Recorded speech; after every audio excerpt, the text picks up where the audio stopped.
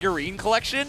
It's just like, it's wild. You never see anything like this. The Fighters community goes hard. Dude, they were going insane. Like, I was playing my double set, and I just hear people going nuts for Knuckles. Like, it was just the other tournament that Combo Breaker and Frosty's run that is always a hoot is Neo Turf Masters. Turf Masters. The arcade golf game. They go crazy for that stuff. But yeah, it's a weekend-long tournament? They play like it's like the Masters. They play the whole thing. Oh my God, they play the whole thing. You guys are wild out here. I love to see it though. This is my first Frosties, and I've been having a blast. Well, welcome. Thank you. I'm happy to be here. Happy to be representing the rivals here, and we have once again another Forsburn Ditto.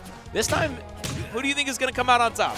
I mean, it's hard to deny how good Zach looked in that matchup in the winners quarterfinal set, and so far he is just putting the hurt in on Jules Vale here. Yeah, whoever put this man in the loser's bracket must have been an absolute monster. That's all I'm saying.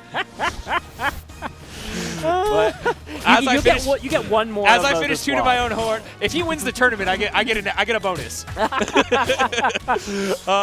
I finish tooting my own horn, he takes the first stock, and Zach has been proven that he's one of the most efficient stock takers in the game. Sometimes even letting his opponents take their own stocks. It turns out it's a pretty efficient way to do it. Why take the stock yourself when they'll do it for you? Yeah, that's it. It's a market inefficiency here. Yeah, it's just, the free market solving itself. It's like one of those tournaments where there are no rules, but the players have to agree someone is going to win. Yep. All right, back air does get the stock relatively early, 117. Mr.Watch&Learn looks relatively comfortable in this matchup so far. I mean, there have been a few missteps, but that is somewhat to be expected. It happens, especially at the beginning of the set. You're getting your nerves out. You're on stream in front of a lot of people. Yeah. All right, but a back air and that is enough. 132%. Yeah, I mean, that's going to be probably the main kill tool we see. Besides, I mean, maybe down air, but I think the grounded cape strong attacks. Right? Sure. I mean, the strong attacks they certainly exist, but I feel like back air is the main one we see until. Sometimes I guess there's a lot. It's definitely number one, but there's a comfortable 2, 3, 4. Sure, yeah. But let's see if Watch&Learn can find a way to answer back here, and he's just kind of bleeding out. Like these glancing blows are not finding the mark, and then you're just getting cut away by your opponent's sword. Yeah, and multiple times we've seen just an up tilt on shield, and nothing able to be done by Mr. Watch&Learn. I'm wondering if there is a punish that he's missing, or if it's just that unpunishable when you're getting hit with the back of the shield. It's pretty brutal to see because this could be his bracket life on the line if this game doesn't turn around fast enough. Okay, good spot dodge after that cape. Let's hold our horses a little bit. We're in game one here. He got it F strong. I think there's certainly room for that. Oh, and that's the Watch&Learn we know. Yeah, exactly. Okay. Exactly. I'm picking up what he's putting down. And maybe he's putting down Zach, but this time Zach's putting him down. That was such a clean confirm. The down tilt and the little kick, and then the turnaround back air. Yeah, turnaround back air in this game looks is always so interesting because I'm like, I'm sort of used to the ultimate, like the down tilt back air where you just do the RAR. This one they usually do a on the ground turnaround and then jump and then back air, which is always like, I feel like there's got to be a better way, It doesn't have a cool acronym. I know, right? Just come up with a cool acronym. Yeah, we got to come up with a cool acronym. Call it the TAR, the turnaround. The TAR. There's no back air in there. No, it's a tar it's bear. a tar bear. Okay, Yeah. Instead of the RAR bear. I got you. You can tell I'm very creative. I just changed one letter of the RAR. And that's why we're commentators, baby. That's why they pay us the big bucks. All right, very even game starting off so far. Both these players getting a couple little openings, but now we're going to see if Watch&Learn can get this edge guard going. Now just a good avoidance here. And this is, I think, the stage that Zach was counterpicked to in the previous set. And, maybe it's just a matter of comfort pick. I'm not going to lie, I didn't know which one it was until he threw out a jab. I was like, it could be either one. He could be dropping a ledge here with a crazy mix-up. But I was waiting with bated breath, but no weight required here. Either one of those, the illusion or not, just was going to eat it to that up strong. Yeah, both getting scooped up in the cape. Once again, though, trying to get a punish. Good DI out on that and managed to get a big punish on the up tilt that he's been missing the punishes on a lot, but still, oh, okay, goes for the high recovery. Does get a confirm off of it, but still finds himself in a little bit of danger. Now getting jabbed into down tilted. Oh, careful. That spike hitbox is ever present here from the on-stage Forsburn. Oh, I like that high. second stall goes with the neutral B.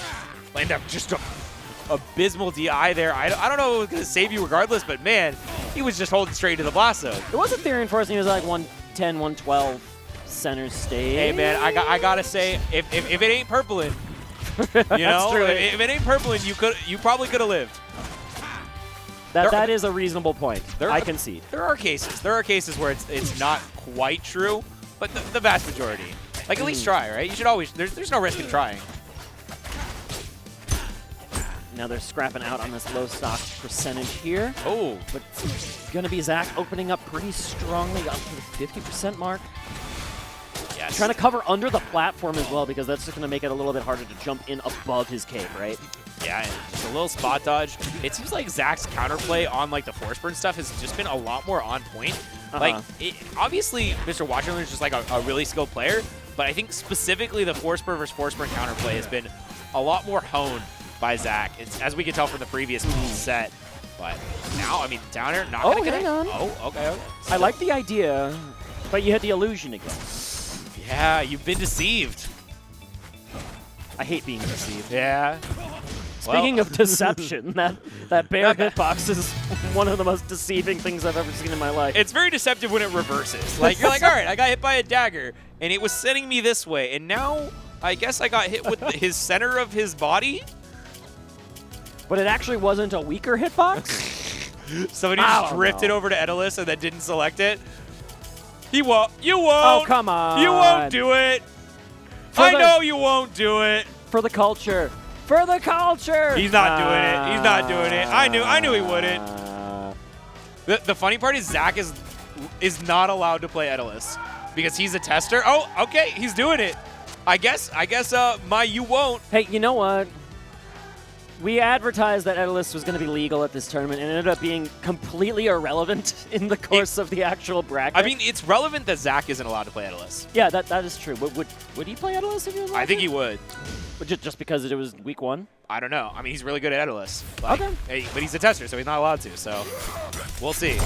I mean, all right, this is our first time I've seen Etalus on the stream this weekend. Have you seen it before? No, not even a single time. Great. I mean, it'll be really interesting to see. I'm not super familiar with the character. Did just come out in 2, but I mean, obviously he's got some goofy stuff. Yeah, like, I love getting the armor on this forward air that you're already seeing. Just be a pretty quirky part, I think, of the neutral. Yep. And you can just like charge it a little bit. That hang on. That up air is actually just a hit grab. So you have to actually hit with it, but it does do a ton. It does do a ton of knockback. It sends you at just this abysmal downward and forward angle that is super scary. And another part to think about here is the usage of the ice shards. Really, really good at disrupting the smoke. Right. So you can just throw that out, and it is so dangerous. Let's see how he comes back. Goes for the high up B, gets the wall jump. Etalus, one of the few characters who can wall jump after up B'ing and then up B again. So one of the rare. Needs it. He really needs it. You see how his disadvantage is already bad, but now I mean, man, Zach is just eating this Etalus alive right now. He knows exactly what he's doing against this character. He is very comfortable with it. One of the testers for the character, and a back air off stage, super dangerous. Goes for the high up B. And yeah, I mean, that was nice, like, to be able to use those icicles to defend his recovery. But I mean, still, it is. Yeah, how are you going to get into dangerous. neutral to even take the stock in the first place? Because that down strong is just going to hit from all the way across under this platform. Yeah, going for a fair off ledge, but I mean, just Zach seems so far ahead in this matchup. 3 stocks to 1. Okay. Still the scoop, and the crowd pops off. A little in the cam. I love the player cam there. Okay, hang on. Now can we get a cook going? That was the question. So one of the big complaints that people have had about Etalus is his throw game feels really weak. So like even in that spot, it felt like he had the right, like he knew what he was doing. He got the right throw, just couldn't get any follow-ups off of it. Uh-oh. And you have these down tilts in the corner. It's like, how are you supposed to get back from this ledge spot? Yeah, I mean, maybe ledge dash is good. I'm not quite sure what his option is in the corner, but I mean, down strong is gonna do the trick. And zaqk, he gets the game, but the crowd's heart was won by the Etalus. You know, I respect going for it. He was down 2-0. Etalus mentioned everyone's happy. A little bit of a pop. What is zaqk asking for? He was like asking for just one set, something. All right. So now things are finally as it should be.